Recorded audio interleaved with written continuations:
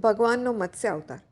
બ્રહ્માના મુખથી વેદ સર્યા, હયગ્રીવે જય તેને હર્યા. વેદ પરત મેળવવા કાજ, લીધો હરિએ અવતાર આજ. મત્સ્ય તણો અવતાર હતો, વચન પ્રમાણે પ્રલય થયો. પ્રગટ થયા ત્યારે ભગવાન, કહ્યું જે તે મત્સ્ય પુરાણ. શ્રીમદ ભાગવતના 8મા સ્કંધમાં 24મા અધ્યાયમાં ભગવાનના મત્સ્ય અવતારની કથા લેખાયેલ છે.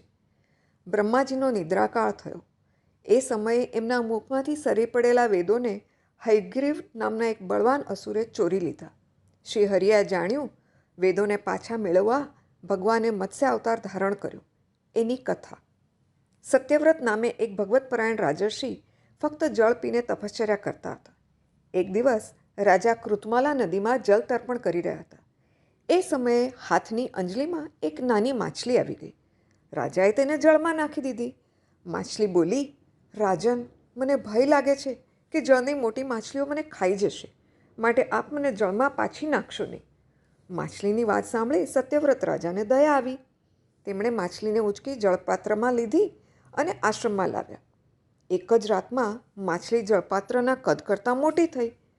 એટલે રાજાએ કમંડળમાંથી લઈને માટલામાં નાખી. ત્યાં પણ કદ વધ્યું તો સરોવરમાં મૂકી. ત્યાં કદ વધ્યું તો મોટા જળાશયો રચીને એમાં રાખી. એનું કદ વધતું જ ચાલ્યું. છેવટે રાજાએ એને સમુદ્રમાં મૂકવાનું વિચાર્યું.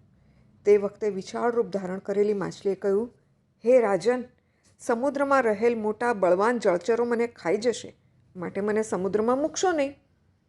આ સાંભળી સત્યવ્રત રાજાએ વિશાળ મત્સ્યરૂપ ધારણ કરનાર માછલીને પૂછ્યું, મને મોહ અને આશ્ચર્ય પમાડનાર આપ કોણ છો?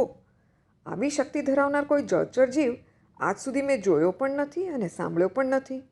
એટલે મને લાગે છે આપ સાક્ષાત કોઈ સર્વશક્તિમાન, સર્વ અંતર્યામી અવિનાશી શ્રીહરિ છો. જીવોના કલ્યાણ હેતુ આપે આ જળચર રૂપ ધારણ કર્યું હોય એવું મને લાગે છે. ત્યારે મત્સ્ય અવતારધારી ભગવાને કહ્યું, હે રાજન, આજથી 7મા દિવસે નૈમિત્તિક પ્રલય થશે. ત્રણેય લોક સમુદ્રમાં ડૂબવા લાગશે. મારી પ્રેરણાથી એક મોટી નૌકા તમારી પાસે આવશે. ત્યારે પ્રાણીઓના સૂક્ષ્મ શરીરો ધારણ કરી સપ્તર્ષિઓ સાથે તમે નૌકા પર ચડી જજો. પ્રચંડ આંધીને લીધે નૌકા ડગમગશે. એ સમયે હું આવો જ રૂપ ધારણ કરીને ત્યાં આવીશ. આ નૌકાને વાસુકી નાગ વડે મારા શિંગ સાથે બાંધી દેજો. આટલું બોલી મત્સ્ય ભગવાન તો અદૃશ્ય થઈ ગયા. ભગવાનના કહેવા મુજબ 7મા દિવસે પ્રલયકાળ આવી ગયો. ભગવાને કહ્યા મુજબ નૌકા પણ આવી. મત્સ્ય ભગવાન સમુદ્રમાં પ્રગટ થયા. એમના શિંગ સાથે વાસુકી નાગ વડે નૌકાને બાંધી દેવામાં આવી અને સત્યવ્રત રાજાએ મત્સ્ય ભગવાનની સ્તુતિ કરી. જેથી મત્સ્ય ભગવાને રાજાને આત્મતત્વનો જ્ઞાન ભક્તિ કર્મયોગથી પરિપૂર્ણ દિવ્ય પુરાણનો ઉપદેશ આપ્યો, જેને મત્સ્ય પુરાણ કહેવામાં આવે છે.